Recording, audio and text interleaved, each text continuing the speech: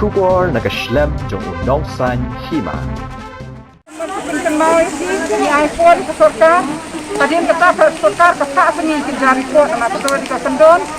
dia orang tidak sedang transfer bagi dong kata kan ni kibri ke phone ni orang tidak sedang yo Andre sedang don ke kibun bempat yo but di Kalimantan department ko orang hanaba sedang don hafil dan verify Pikir nak si kendung kedram kekaladon ke jindu por pembahasi tayo atayo ya kakamru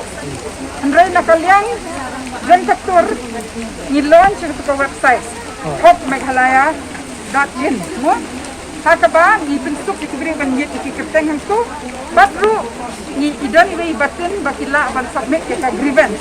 lada kasuka jing kam untuk ya kerteng bakal pisah tempat ke basisa di nileru lagi IVRS calls bakal automated calls balik diberi bagi hak press di batin atau pio na pio but kan put na website but na IVRS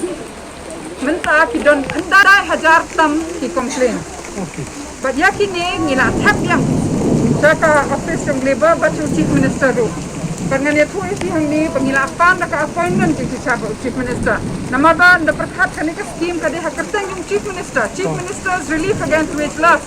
but ketika waru they ban kit clear bakang pat point di pa Andre nak betong si betong itu ke appointment but habakut Islam ay appointment orang bangun sampai hadir ke assembly session bekalan ke itu bas mesti nama kibri kita yang suffer kindan por taman kendu chicken kentaru ban persang ban solve kini issue ndeng yoi ban man ka por pada kendu ya brother in law la jong kendu iki we kibri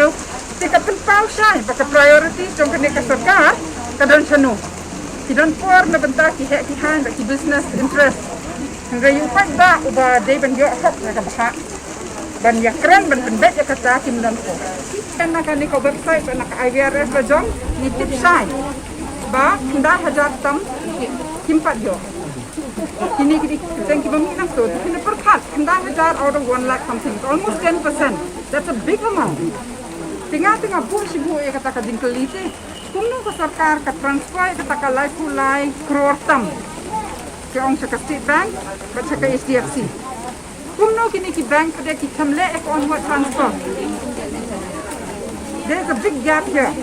Ti kamde ka jing shisha baki ong bala dale ka digital transfer ka shy ka kod. Pe kani ka digital transfer hindi ka pisa jong pa ka zakut. Ti mana wan ba kle